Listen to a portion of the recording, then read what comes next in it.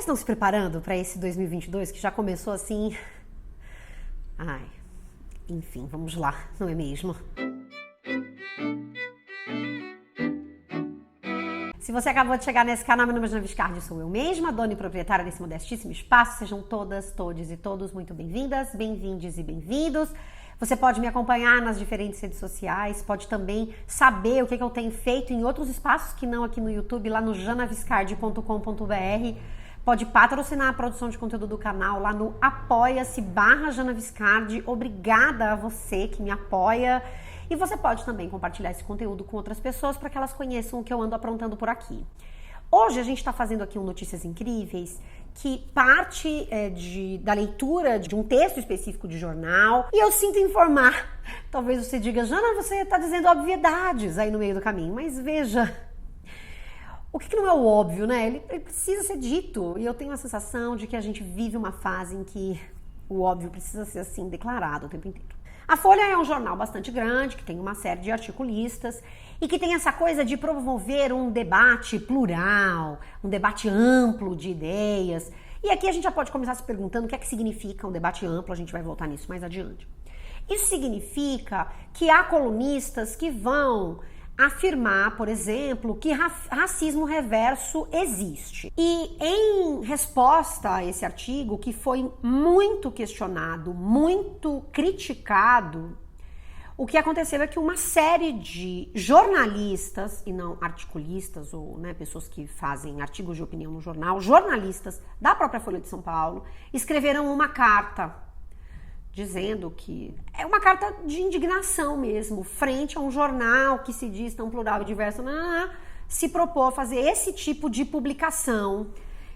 Um tipo de publicação que é caça-clique, que a partir então dessa revolta das pessoas fica circulando por aí, enfim. A essa carta, temos uma resposta da Folha, com uma matéria que eles lançam e abaixo, eles primeiro fazem o que eu estou fazendo aqui, narram um pouco do que seria o imbróglio, este problema, para depois colocar dois textos de pessoas importantes do jornal defendendo a postura da Folha. O texto inteiro está aqui embaixo. Eu quero analisar o emprego de algumas palavras. Então, o meu objetivo aqui é a gente refletir sobre alguns elementos que, de novo, parecem óbvios, mas o que é que esse óbvio significa? O texto ele foi publicado no dia 19 de janeiro de 2022 e ele diz assim, jornalismo, mídia. Folha é acusada de veicular textos racistas em busca de audiência. Crítica ao jornal por artigo de Antônio Risério inclui grupo da redação. Direção defende liberdade de expressão ampla. E aí aqui a gente já começa com isso. Isso é muito importante, que a maneira como o jornal pauta as críticas é dizendo que ele defende uma liberdade de expressão ampla. Veja, num país que viveu a ditadura, que inclusive foi chamada de dita branda pela Folha, curioso, não é mesmo? Bem curioso. Essa questão da liberdade de expressão toca muito, né? Nossa, tanto que não pode se falar, né, sobre regulação dos meios de comunicação, porque parece que pronto, as pessoas não vão poder falar e tal. Então é interessante lançar-se mão dessa questão da defesa de uma liberdade de expressão ampla, porque aqui a gente se pergunta o que significa uma defesa, uma liberdade de expressão ampla? O que é que se vai escolher dizer? Isso é fundamental, não é o que se pode dizer, porque não se diz tudo em nenhum jornal. Mas o que é que se escolhe trazer como liberdade de expressão ampla? Ou seja, o que é que está passível de articulação nos jornais a partir desse lugar da opinião e o que não está passível? E aqui já adianto, né? A questão das reformas nos jornais mais tradicionais e maiores, que a gente está falando de grandes jornais, de grande circulação. A questão das reformas, ela é dada como dado, tipo, tem que fazer, ou é algo que é amplamente discutido nesse modelo de opiniões, né? E aí eu tô dando o exemplo das reformas porque é um outro tema muito significativo, mas você pode pensar em uma infinidade de temas para fazer essa pergunta. Esse artigo foi escrito por uma profissional que se chama Suzana Singer, alguém que está há 30 anos na Folha de São Paulo, que já trabalhou como ombudsman, já trabalhou em vários setores lá dentro, né? E aí vai dizer assim, Há um mês de completar as comemorações pelo seu centenário, a Folha lida com a acusação. Então é interessante, né? O molde o jornal tem todos os meios para escrever esse artigo, para falar sobre si mesmo, né? E defender-se ali. Então vai se dizer que isso é uma acusação e não algo que de fato seja, né? Racismo reverso, falar de racismo reverso num jornal tão grande não é racismo. É uma acusação com o objetivo de alavancar a audiência. A crítica vem de fora e de dentro. O estopim foi o artigo, e aí tem lá o nome do artigo, racismo de negros contra brancos ganha força com identitarismo. E aqui tem uma questão muito importante, viu, gente? Quando um artigo como esse é publicado, a gente tem que pensar também nesses títulos, né? Eu já falei disso aqui algumas vezes, inúmeras vezes, no Notícias Incríveis. Racismo de negros contra brancos é um elemento e o outro elemento é identitarismo, que vem sendo cada vez mais ventilado esse termo, não é de hoje, mas cada vez mais ventilado, e em tempos de eleição isso é algo muito importante da gente pensar, como é que ele é ventilado. Aí, do antropólogo baiano, Antônio Risério, publicada no sábado 15 na Ilustríssima. Nele o autor afirma que, entre aspas, o racismo negro é um fato e discorda da definição de que só há racismo quando existe opressão. Risério cita casos de ataques a brancos por parte de negros e afirma que, entre aspas, militantes pretos como pastores evangélicos querem o poder. Veja, é até curiosa essa frase, né? Mas enfim. Poder, né? Quem tem o poder quer se desfazer dele? Tá lá a família, dona da Folha. Quem é dona da Folha? Tá querendo se desfazer desse poder? Tô com essa dúvida. Mas tudo bem, continuemos. A Folha já publicou desde então cerca de 10 artigos que refutam a tese de Risério e que o acusam de tentar deslegitimar os avanços obtidos pelo movimento negro. Aqui é muito importante a gente pensar que, veja, o que o jornal está fazendo aqui? Está dizendo que é um artigo do Risério e outros 10 que refutam a tese dele. A pergunta é se essa tese precisa ser refutada, entende? Você mobilizar esforços para ventilar uma ideia que é extremamente problemática, para depois ter que virem pessoas refutarem aquela ideia. E o que é que significa quando você faz isso, né? Aqui tem outro elemento muito importante para mim, que vai se dizer... e que aí dizem que esses artigos vão acusar, né, o tal do artigo do Risério, de tentar deslegitimar os avanços obtidos pelo movimento negro. É interessante isso, não é mesmo? O Risério, ele cita casos de ataques a brancos. Já os artigos que refutam a tese dele acusam de tentar deslegitimar os avanços. Então veja, Risério está na posição de quem? De quem está sendo acusado, da mesma maneira como a Folha, que está aqui para se defender. Em seguida vem, em apoio a Risério, então falou-se do contra Risério. Em apoio a Risério, o que eles estão dando destaque aqui? Foi divulgada uma carta de intelectuais e artistas com 781 signatários. Então, o caminho contrário é dizer que o apoio dele vem de intelectuais e artistas. E ele diz o número, 781 signatários.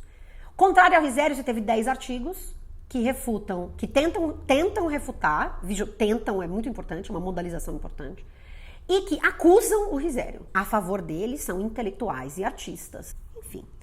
E aí vai se falar o nome de algumas pessoas, e aí vai se falar um trecho do que é essa carta em favor do Risério. Em seguida vai se chamar de polêmica. Polêmica semelhante já havia acontecido em outubro passado. E aí vai se falar de um outro artigo, do Leandro Narlor, que citou um livro de quem? Do Risério.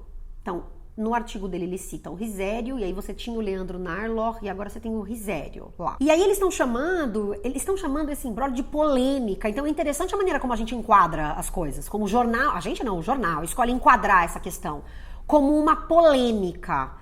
Polêmica é muito diferente de problema, de falha, de erro, de episódio racista, entende? É muito diferente, né? Aí em seguida dessa citação vai dizer: agora, porém, um grupo de jornalistas da Folha encaminhou à direção, com D maiúsculo, uma carta alertando, a carta alerta, para o risco de publicar de forma, entre aspas, recorrente conteúdos racistas. E vai dizer lá da carta, como os próprios autores reconhecem na carta, é incomum que jornalistas se manifestem sobre decisões editoriais da chefia. Então já dá essa cutucada, dizendo: vocês estão fazendo o seu trabalho, vocês não fazem isso. Os 208 remetentes, aqui de novo trouxe o número, né?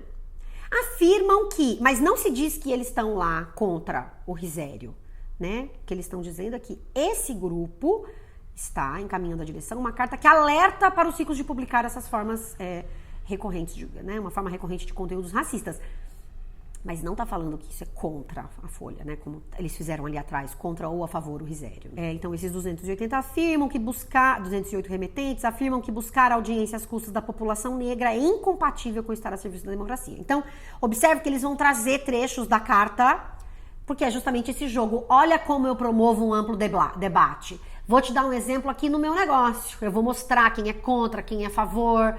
Mas a questão é a gente olhar esse detalhe, essa minúcia aí, né? Isso é que é interessante. E aí me faz voltar para o próximo parágrafo, depois dali de apresentar um trecho do que é a carta, né? Que vai na contramão de esforços importantes para enfrentar o racismo institucional dentro do próprio jornal, como um programa de treinamento exclusivo para negros, mencionado na própria carta. Aí eles vão dizer, além do treinamento exclusivo para negros, que está com inscrições abertas para a sua segunda edição, a Folha criou o cargo de editor de diversidade, aumentou o número de colunistas negros e levou em conta a questão identitária na formação do novo conselho editorial. Vou fazer uma pausa para dizer que isso é um mínimo, tá? Em espaços muito, muito brancos, você dizer que você tomou essas atitudes aqui é um mínimo. Entendeu? Então, trazer isso pra cá, pra destacar que olha só o que a gente tá fazendo, é como se você fosse construindo o argumento pra mostrar pro outro, tá vendo como eu não sou racista? As pessoas estão me acusando mesmo de racismo, porque olha o que eu fiz. Eu treino, faço um treinamento exclusivo pra negros, tá? Eu criei um cargo de editor de diversidade, mas é interessante como esses elementos acabam se tornando uma cartada pra você continuar fazendo as mesmas coisas que você fazia antes, de maneira inclusive equivocada. Mas você tem esses elementos para te colocar numa vitrine para dizer, olha como eu sou diverso, olha como eu sou inclusivo, olha como eu não sou racista. Eu tenho até um treinamento e um núcleo de diversidade no meu jornal. E também levou em conta a questão identitária na formação do novo conselho editorial. E aqui tem um elemento interessante para pensar a palavra identitário, porque está dizendo que levou em conta a questão identitária na formação do novo conselho, como se o conselho anterior, feito só por gente branca, não tivesse aí também um viés identitário. Você tá entendendo? O que a gente tá chamando também, então, de identitário aqui? Porque se você tá dizendo que levou em conta a questão identitária agora só, é porque você está assumindo, como muitos de nós o fazemos, e esse é um problema da branquitude, assumindo que o neutro é o branco. Então é curioso pensar isso, que a pauta identitária surge quando eu preciso incluir pessoas negras. Antes disso, isso não era uma questão, porque brancos não tem raça, eles não têm cor, eles são neutros como um sabão em pó. Não sabão em pó, é sabão líquido, em barra, eu não sei, você entendeu? Aí eles vão explicar que esse texto aí que apareceu nas redes sociais, ele ia ser publicado numa coluna que chama Tendências e Debates também da Folha, mas ele vazou e ele estava sendo avaliado pela direção da redação. E aí ele vazou para a concorrência. E aí, a publicação, então, ela foi suspensa, porque só artigos inéditos são publicados naquela sessão. Tá bom. Marcos Augusto Gonçalves não concorda com a avaliação feita por parte de seus colegas. Entre aspas, o texto do Risério, por criticável que seja, se inscreve nos limites do debate público, algo que, infelizmente, vem se estreitando nos últimos tempos. E aqui eu já faço uma nova pausa, porque, veja, é ele, o editor da Ilustríssima, quem define o que é que se inscreve nos limites do debate público. Ele, como autoridade, determinou que o texto do Risério se inscreve nos limites do debate público. Mas com quais bases ele toma essa decisão? Isso é um elemento muito importante. E isso é o óbvio que eu queria dizer para você. A gente se esquece, eu já disse isso várias vezes aqui. Aquilo que aparece num jornal não está lá porque brotou da terra e naturalmente precisava aparecer no jornal. Foi uma escolha editorial. Escolhas editoriais são feitas a partir de uma série de parâmetros, tá bem? A questão é que muitas vezes a gente não conhece todos os parâmetros. E esses parâmetros eles podem vir pintados dessa coisa que é pluralismo e defesa da liberdade de expressão ampla. A questão de se questionar a maneira como os negros viviam no período de escravidão, que é longuíssimo, viu, gente? A questão de se pensar como que é que vivem e viveram as minorias variadas quando tem diferentes tipos de artigo ventilando ideias tortas sobre a opressão, é que isso dá margem para você discutir outras coisas também. Você usa esses argumentos para discutir outras coisas. A Folha já disse em outras ocasiões que, por exemplo, era contra a cota racial, que ela preferia um outro modelo de cotas que tinha a ver, sei lá, com classe social, uma coisa assim. Então veja, essas coisas elas não acontecem do nada. A gente tem que se perguntar por que é que algumas coisas são passíveis desse tipo de debate, né? E por que é que é o Marcos Augusto Gonçalves que decide que essa vai ser a discussão nacional que a gente vai fazer, de você deixar o cara dizer que existe racismo reverso. Porque é deixar nesse sentido, porque não é todo mundo que escreve para a Folha, não é todo mundo que deixam chegar na Folha. Você tá entendendo? Isso é que é importante. Volto para a pergunta, o que é a defesa do amplo debate? O que é isso? O que significa esse amplo debate? Quem é que tem o direito de promover o amplo debate? Em que bases? E quem é que define isso? Então o Marcos Augusto Gonçalves é uma dessas pessoas. E aqui eu não tô falando especificamente só do Marcos Augusto Gonçalves. Você tá entendendo? Eu tô dizendo que dentro dessas estruturas todas, algumas pessoas tem o direito de definir como é que o debate vai acontecer. E eu sei que isso é óbvio, mas isso não pode ser ignorado, porque isso está escrito aqui, inclusive. E aí eles vão trazer um outro exemplo. Em sua coluna, Hélio Schwartzman afirma que não viu nada de escandaloso. E eu acho ótimo, que a gente só está ouvindo o nome de homem. Tudo homem, branco. No artigo de Rizeri, comemora o fato de a Folha continuar promovendo debates de assuntos que estão se tornando tabu. O que é tabu, gente? Racismo reverso? No país que já publicou livro, batendo palminha, dizendo que não existe racismo no Brasil, o tabu no Brasil, gente, é falar sobre a morte dos negros. O tabu no Brasil é falar sobre violência policial. O tabu no Brasil é outra coisa. Debater amplamente o que são as políticas que continuam matando gente preta de maneira absolutamente absurda. Então, o que é que a gente está chamando de tabu? E quem é que está dizendo que tem coisas que estão se tornando tabu? Você está entendendo? Tanto não estão se tornando tabu, que aparecem nesses grandes jornais. Então é muito curioso pensar, isso é o maior tabu. Não está no jornal. Que tabu é esse? Não está em destaque no jornal, e mais do que uma vez. E aí, no penúltimo parágrafo, eles vão falar do Leandro Narlor, ele tem um direito aí de resposta, digamos assim, diz que uma concepção não racista do mundo pressupõe que a cor da pele não determina a moralidade de um indivíduo. Então aí a gente volta para esse lugar da cor da pele que não tem a ver com moralidade. Ok, não é disso que a gente está falando, mas a gente está falando de que estruturalmente o que é que acontece?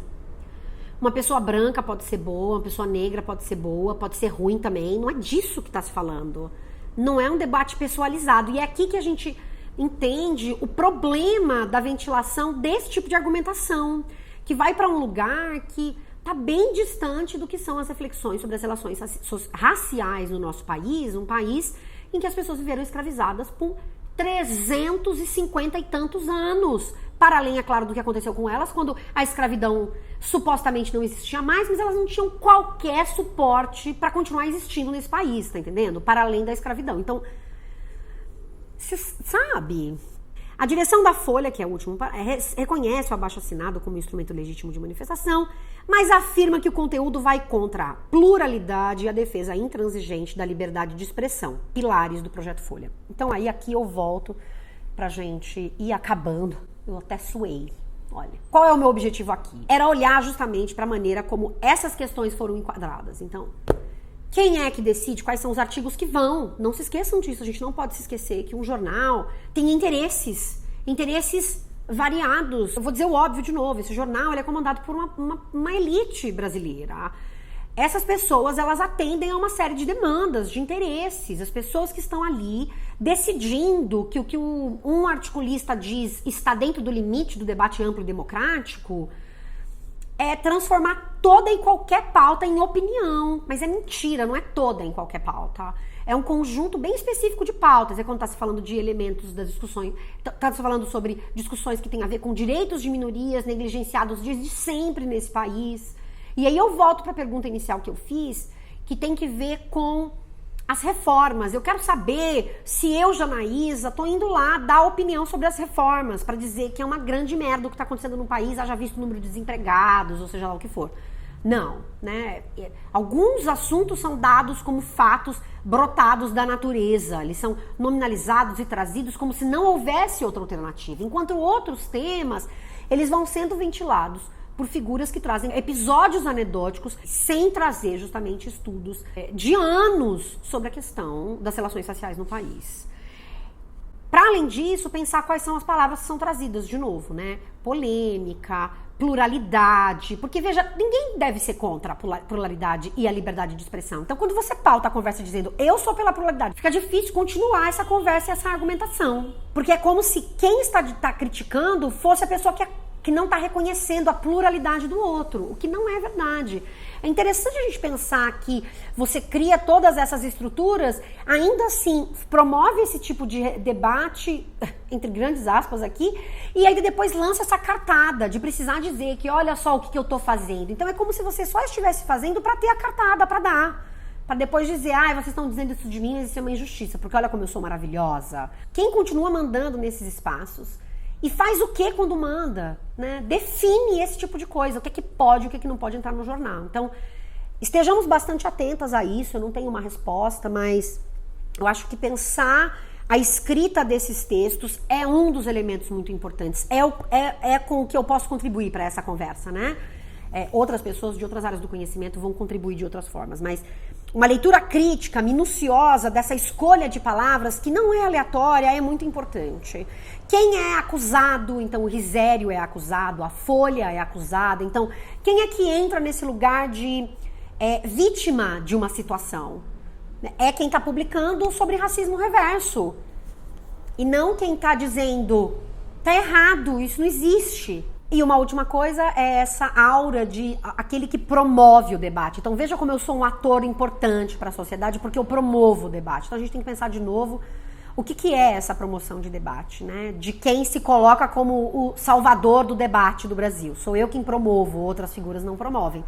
E só aqui a gente viu, só nessas situações aí, foi uma mulher que escreveu o texto, mas todas as pessoas que estão ali referidas são homens, dizendo como é que de um lugar muito específico, né? Que são quem definem como essas pautas aparecem pra gente. É uma pena que o nosso debate continue sendo pautado por um recorte, um olhar de sociedade ainda tão pequeno, tão pequenininho. É isso, gente. Tchau, tchau. O especialista que pode falar sobre qualquer coisa é um e não o outro. Enfim, tanta coisa pra falar. Será que eu esqueci?